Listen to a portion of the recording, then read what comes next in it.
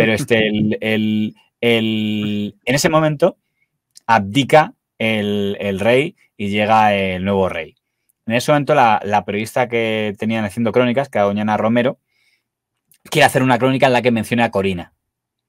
Y por lo que sea, don Camilo García Vadillo dice, no, yo soy director, y dice, me parece que el día siguiente de la coronación no es un día para hablar de Corina, con lo cual no te la publico con esa referencia a la señora Corina. Y dice Ana Romero, así, pues entonces me voy.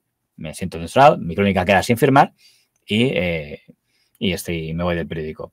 Hasta aquí entra dentro la libertad de cada uno, la libertad de un director para no publicar lo que no le entra con el enfoque que le quiere dar, y la libertad de una colaboradora de decir, pues entonces me voy. No creo que la Casa Real llorase a lágrima viva cuando yo me marché el lunes 2 de junio. Su Majestad anunció la abdicación por la mañana y yo abdiqué modestamente el lunes por la tarde. Y creo que al día de hoy no hubo, desde luego a mí no recibí ninguna llamada de condolencias ni.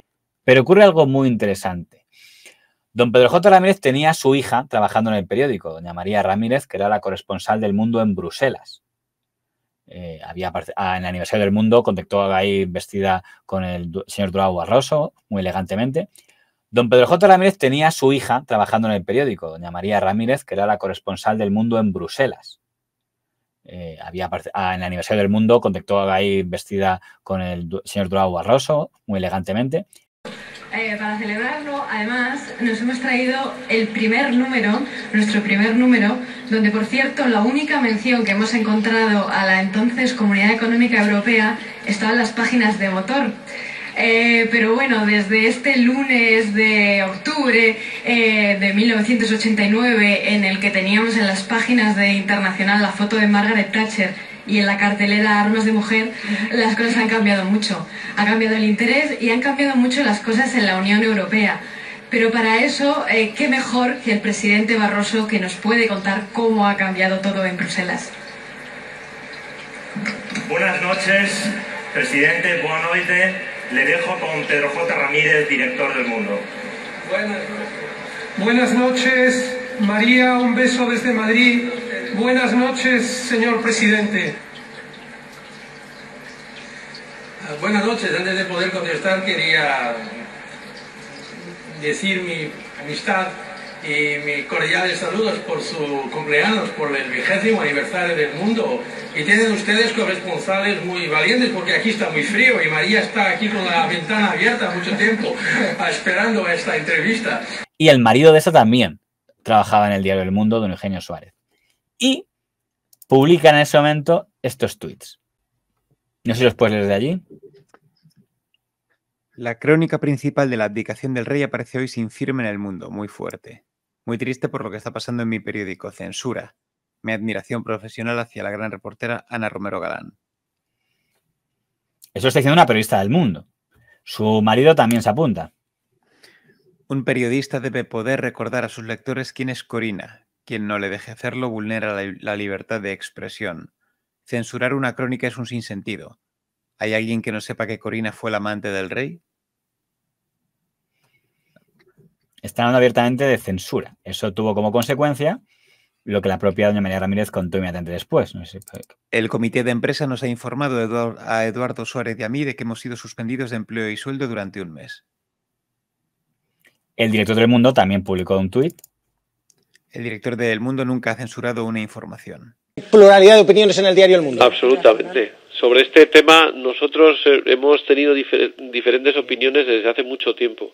Y yo, por supuesto que respeto la opinión de Pedro, faltaría más, pero desde luego no es la opinión del Mundo.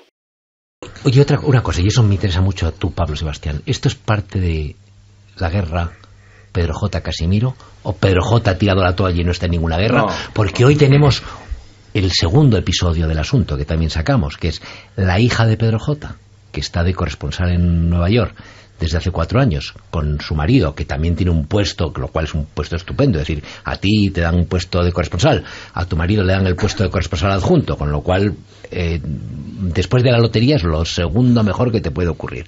Y los dos, de forma clarísima, en sus cuentas de Twitter, sin ocultarse en ningún momento, acusan a Casimiro de censura, le dan una lección, le dicen que así no se puede hacer periodismo y que no reconocen el periódico. ¿Eso es parte de la guerra Pedro J. Casimiro o no?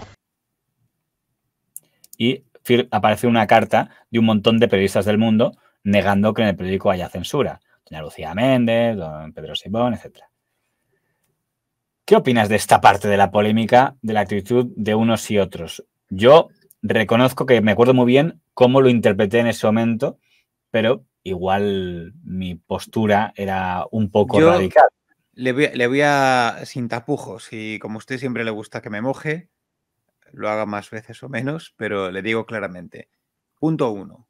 A mí hablar de censura en una empresa privada como esta, lo siento, pero para mí no existe. Existe línea editorial, existe un director que es el que decide que se publique y no se publique en base a sus intereses económicos, lo que sea. Me da igual, pero hablar de censura aquí, para mí es que nunca ha lugar. Y lo hemos hablado en multitud de casos. En segundo lugar, creo que estas dos personas se ven en una posición de poder. Quiero decir, estos tweets no están escritos si no hay una relación familiar con Pedro J. Ramírez. Pues perdona que lo diga, pero es lo que yo pensé en ese momento. Que, o sea, reconozco que a lo mejor fue mal, a lo mejor tendría que haber actuado como periodista y haber dicho, qué vergüenza, don Casimiro, no quiere que se hable de Corina. Pero siempre pensé diciendo, eso creo que no lo publica ningún redactor si no es el hijo del fundador. Lo diría internamente. Sería el comité de empresa a quejarse. Mandaría una carta al director. Pero yo cuando lo vi en Twitter digo, perdona, doña María, me parece que lo estás escribiendo por ser hija de quién eres. E igual es un prejuicio mío, pero es lo que pensé entonces. Y le digo una cosa en tercer lugar. Usted póngase que trabaja en una empresa en la que sea, en cualquier cosa, y pone un tuit acusando de que su empresa que coarta la libertad de expresión de los trabajadores. ¿No cree, como digo, que esa difamación es como para tomar medidas contra un empleado? Honestamente, o sea, a mí personalmente es que lo creo. Entonces, en este tipo de casos, ¿qué quiere que le diga? Entre que yo no creo en la censura en este tipo de historias, entre que creo que estas personas lo están haciendo amparándose en una ficticia posición de poder. Y en tercer lugar, que es lo que le acabo de decir, francamente yo personalmente es que esto creo que tiene las patas cortas y creo que se creyeron en una posición más fuerte de la que realmente está. Claro, le suspendieron un mes de empleo y sueldo, pero te digo, si a un director te lanzan un órdago así, como en ese momento no actúes, vas a quedar en una posición muy débil.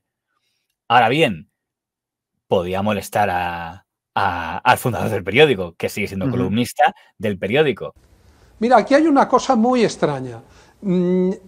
Yo veo que desde que él es director, constantemente me está empujando hacia la puerta de salida.